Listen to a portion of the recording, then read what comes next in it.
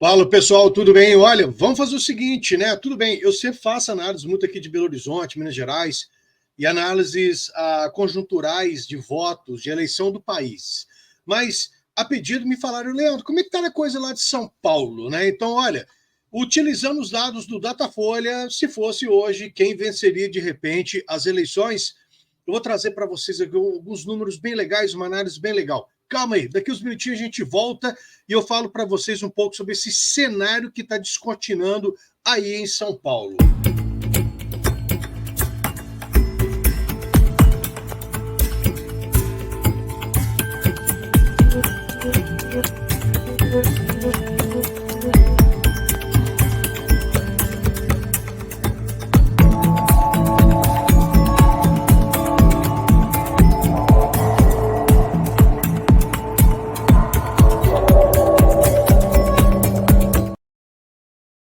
Bom, gente, olha, antes da gente fazer essa análise para vocês, não se esqueçam, né? Eu não estou aqui para defender A, B, C ou D, são números, é estatística, então pode, como sempre, né? Agradar algumas pessoas e desagradar um tanto de outros, digamos assim. Mas antes de eu começar a falar aqui, não se esqueça, inscreva-se, deixe seu like, faça o seu comentário. Agora, o seguinte, gente, vamos para os números, vamos dar uma olhada lá. Olha, o seguinte, eles fizeram uma intenção de estima. Pô, se você fosse votar em quem aqui agora?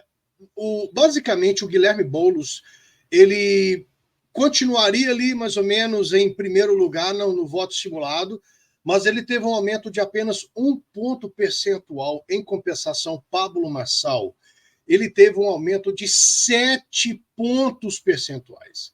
Ou seja, se eu pego o Guilherme, o Pablo Marçal e Ricardo Nunes, a gente tem ali o Ricardo perdendo 4 pontos percentuais, o Datena também perdeu 4 pontos percentuais, o Pablo Marçal ele ganha 7 e o Guilherme Boulos ganha 1.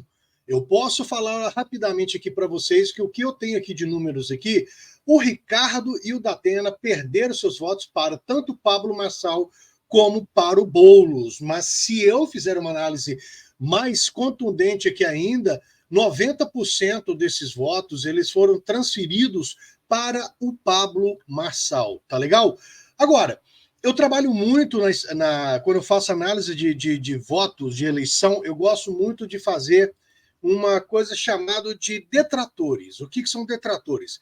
São coisas dentro da pesquisa ali que eu entendo que conspiram muito mais contra do que a favor, ok?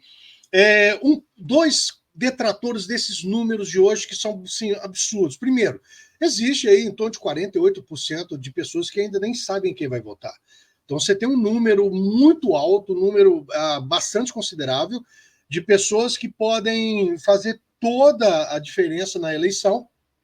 E para piorar, você tem um detrator que eu tenho batido muito nessa tecla. Algumas pessoas, quando eu dou alguma entrevista, não entendem quando eu falo isso aí, tá? Mas é um detrator para mim muito importante, que eu chamo de rejeição.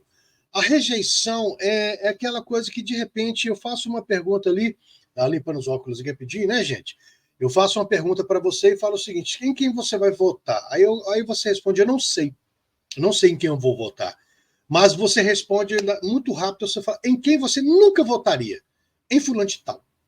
Então, quando eu pego esses números, o Guilherme Boulos, ele tem um índice de rejeição extremamente alto, tá? Para vocês terem uma ideia, ele aumentou o índice de rejeição de 35% para 37% do voto. Um ponto que é importante ressaltar: essas pesquisas aconteceram antes de ontem.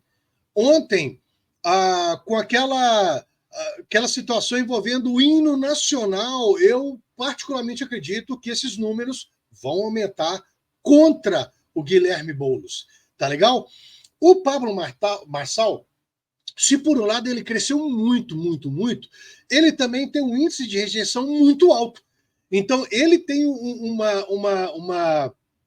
digamos assim, ele cresceu pra caramba, mas tem uma rejeição muito forte ao nome dele. O Datena também tem uma rejeição que está ali muito próximo do que o Pablo Marçal tem. É claro que eu estou falando assim, o Pablo Marçal e o Datena estão ali na casa dos seus 33% de rejeição, 32% de rejeição, o Guilherme Boulos na casa de 37%. E aí, o Ricardo Nunes é que tem, dos 4 melhor colocados ali, tá? Ele tem, de repente, aí, a menor índice de rejeição. Isso é um ponto importantíssimo, porque, por exemplo, hoje, se ficasse. Se fosse para uma eleição, indo para um segundo turno, se eu tivesse Guilherme Boulos contra o Ricardo Marçal, tá? O que aconteceria? Como o Ricardo Marçal, pelo amor de Deus, o Ricardo Nunes tem o menor índice de rejeição, ele levaria o primeiro turno, ele levaria a eleição, ele seria eleito, tá? O Guilherme Boulos, apesar dele aparecer em primeiro ali, de repente, com os números mais interessantemente, o que acontece é que ele tem esse índice de rejeição que joga ele para baixo, tá? Então, é natural que uma possibilidade do segundo turno de Guilherme Boulos e o Ricardo Nunes, aqueles que falam, não votam no Guilherme Boulos de jeito algum, não votam. Ele vai jogar o voto dele para o Ricardo Nunes muito mais daquele voto contra, né? Que é uma coisa que, por exemplo, poucas pessoas ainda entenderam dentro da eleição. O que eu chamo aqui de atenção também para vocês, gente, tá? Isso aí é um outro ponto importante. O que nós tivemos de crescimento nesses dados aí foi que eu digo que a velha política, eu gosto de usar esse termo porque a velha política não entende hoje uma coisa chamada de comportamento do consumidor, do eleitor, tá? Que é uma coisa que eu tenho trazido, tenho dito muito isso nos meus podcasts. Quando começou-se a um trabalho de tentar tirar o Pablo Marçal das eleições, isso, ao invés de piorar o cenário para o Pablo Marçal, fez com que muito mais gente prestasse atenção no Pablo Marçal, dando a ele essa grande alavancagem, ok?